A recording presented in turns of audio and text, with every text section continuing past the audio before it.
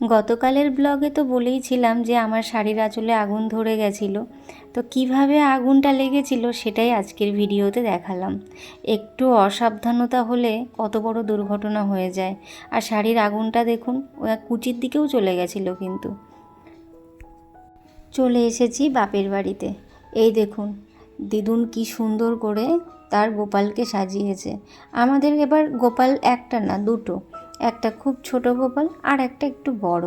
আর যে ছোট গোপালটা আছে না, সেই ছোট গোপালটা হচ্ছে আমাকে একটা ঠাম্মা, আমার যখন বিয়ে হয়নি তখন একটা ঠাম্মা আমাকে এই গোপালটা ভালোবেসে দিয়েছিল। আর এটা হলো রাধাকৃষ্ণ, যেটা দিদি দিয়েছে দিদাকে। আর জামাটাও দেখেছেন কত সুন্দর রাধাকৃষ্ণের জামাটা। আর এটা হচ্ছে লোকনাথ বাবা, সেটাকেও বেশ মুকুট টুকুট দিয়ে দিদা সাজিয়েছে। কত প্রসাদ দেখুন বানিয়েছে দিদা নিজের হাতে।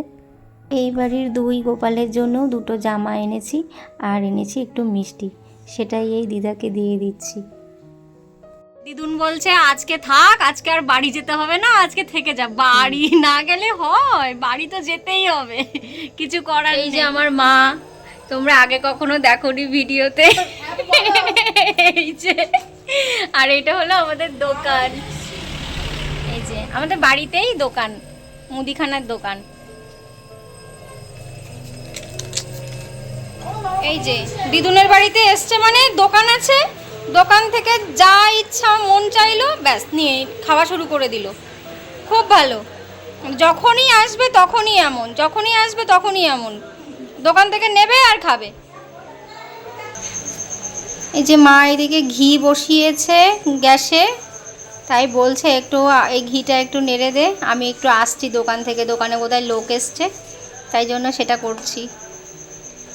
এটা জানেন তো সরের ঘি, মানে বাড়িতে দুধের থেকে যে সরটা হয়, সেই সরটা থেকেই আবার মা কিভাবে কিভাবে ক্রিম তোলে, সেই ক্রিমটা আবার জ্বালিয়ে এই ঘিটা তৈরি করে। এটা দারুণ খেতে হয়।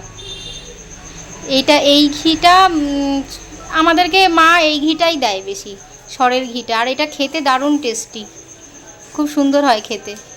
আমাদের যত ঘি লাগে, দুধ লাগে, পনির লাগে, এই সব বাপের বাড়ি থেকেই যায়। বাপের বাড়ি যদি কাছে হয় সেটা একটা বড় প্লাস পয়েন্ট, খুব বড় সুবিধা।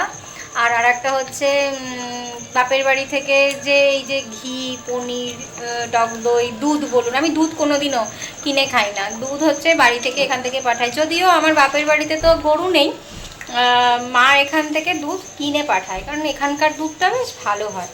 আমাদের ওখানে দুধটা অতটা বেটার হয় না, আর ওখানে সেরকম বাড়িতে কারোর বাড়িতে অত গরু টরুও নেই। এখানে আছে আশেপাশে অনেক বাড়িতেই এখানে গরু আছে, তো সেখান থেকে মা কিনেই এই দুধটা পাঠিয়ে দেয়, সেটা খেতে বেশ ভালো লাগে, সেটাই খাই। এই যে দিদুন এই এখন এই থালা ভর্তি করে এই প্রসাদ দিয়েছে, যে ছেলে বায়না করছিল খাবে খাবে খাবে, এখন দেখুন কত কি, লুচি, তালের বড়া, মিষ্টি, মালপোয়া, নিচে মনে হয় সুজিও আছে এই পাতাটার নিচে। আমি যেহেতু মানে ফোনটা ধরে রয়েছি তাই জন্য আর দেখাতে পাচ্ছি না। বাপের বাড়ি আসলেই ভারী মজা, অনেক কিছু মানে বসে বসে অনেক কিছু খাওয়া যায়, এটা একটা প্লাস পয়েন্ট। খেতে হলে চলে আসো, খেতে হলে চলে আসবে। ও সোনাই বলে দিচ্ছে সবাইকে যে কেউ যদি খেতে চায় তাহলে চলে আসবে। দিন ধরে রান্না করেছো? হ্যাঁ আজকে টুকুর আর বৃষ্টি হচ্ছে না, বৃষ্টির মধ্যে বাসন মাজছি, তখন কপকপানি বৃষ্টি চান করি। আর আমি তো বৃষ্টির মধ্যে বাজার না, যখন বাজারে গেছি তখন বৃষ্টি পড়েনি, পরে বৃষ্টি পড়েছে বাজার থেকে আসার পরে। আমিও পুজো করেছি অনেক বেলায়। আর আমার পুজো তো আবার হবে, দেখি তো। দেখেছেন কত বয়স হয়ে গেছে, তাও ঠাকুরের জন্য সব টুক টুক করে করেছে। এরকমই করে, মানে ও বলেছি না উনি বসে থাকতে পারেন না। কয়রকম অনেক কয়রকম, অনেক রকম তো দেখছি তো, মালপোয়া করেছো, তালের বড়া করেছো, এত কিছু করেছো। একা একা করলে না, মা একটু করে দিল। মা বৃষ্টিতে জামা কাপড় ভিজে যাচ্ছে, আনতে বলেছি তাই। আমার মা কি করে করবে, মার যেহেতু দোকান সামলাতে হয় তাই মা আর এগুলো করতে পারে না, এগুলো সব দিদুনকেই করতে হয়। তো দিদুনই করে, যতদিন পারছে করছে।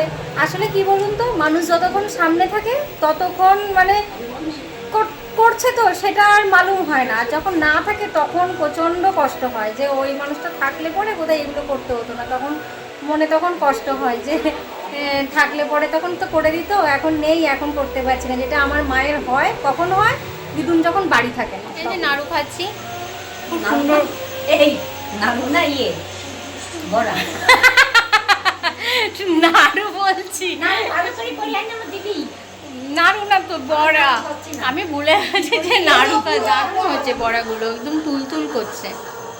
এমনি আমার দিদুন যা করে তাই খেতে টেস্টি হয়। হাতটা এত ভালো, বাবা, এত ভালো। যা রান্না করবে এমনি করবে, তাই সেটা খেতেই ভালো লাগবে। তোমার হাতটা খারাপ, তোমার হাতে রান্না ভালো না, আমার হাতে রান্না আর কই ভালো। এই যে একটা দাদার ছেলে এসেছে দোকানে বিস্কিট নেবে বলে, মা একটু গেছে রান্নাঘরে, তাই আমি ওকে এই বিস্কিটটা দিতে এসেছি। কিন্তু মজার ব্যাপার হলো আমি বিস্কিটটা যে কোথায় আছে সেটা খুঁজেই পাচ্ছি না। অবশেষে ওই আমাকে দেখালো যে পিসি বিস্কিটটা এখানে রয়েছে, ওইখান থেকে দাও। ওদিকে মা চা করেছে, চা খেতে ডাকছে। আর এই যে একটু দোকানদারিও করে নিলাম, বেশ ভালোই লাগলো দোকানদারিটা অনেকদিন পরে করে। যেহেতু আশেপাশে অনেক বাড়িতেই পুজো হয়েছে, তাই আর এক দাদার ছেলে এসেছে প্রসাদ দিতে। এদিকে মা ওই ঘিটাই লাস্টে দেখছে, আর একটু রেগেও গেছে, যেহেতু আমি ওই শাড়িতে আগুন লেগে গেছিলো ওইটা বলেছি, রেগে গেছে, তাই জন্য একটু হাসানোর চেষ্টা করছিলাম। এখন বাড়ি চলে যাচ্ছি।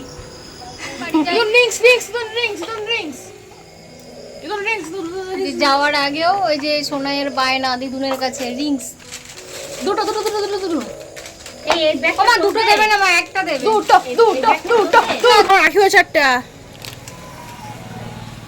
এই বাড়িতে চলে এসেছি, গঙ্গার জল দিয়েছে দিদুন, আর এই যে দুধ আর এই প্রসাদ। সারাদিন তাড়াহুড়োর মধ্যে মাকে আর ডাকার সময় পাইনি, বাড়িতে এসে তাই মাকে ডেকেছি যে আসো রাধাকৃষ্ণটা দেখে যাও কেমন করে সাজিয়েছি আমি। তাই মা এসেছে রাধাকৃষ্ণটাকে দেখতে, আর বলছে যে খুবই ছোট। হ্যাঁ, আমিও বললাম একটু ছোট। আর মায়ের ঘরেও গোপাল আছে, তাই গোপালের জন্য একটা জামা এনেছি, সেটাই মাকে দিয়ে দিলাম যে ওটা নাও। এদিকে দুই মিলে এখন খেলা করছে। হ্যাঁ, চিপস খাবে? আমি খাবো না, তুমি খাও। ওই দেখো কি দুষ্টুমি, দেখো। শোনো, তুমি কি খাচ্ছ? চিপস খাচ্ছ? বাবা, ঝাল চিপস আমাকে একটা দেবে? শোনো,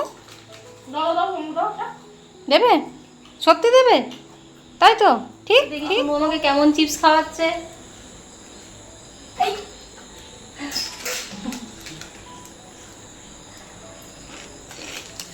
সোনু চিপস খাইয়ে দিল, সচরাচর দেয় না কিন্তু সোনু, তাই তো সোনু?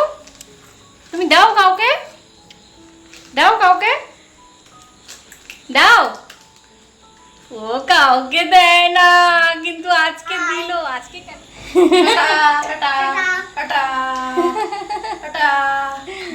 এখন এই দুধটা জাল করব, তার আগে ড্রেস চেঞ্জ করব, ফ্রেশ হয়ে নেব, তারপরে দুধটা জাল করতে বসিয়ে দেবো।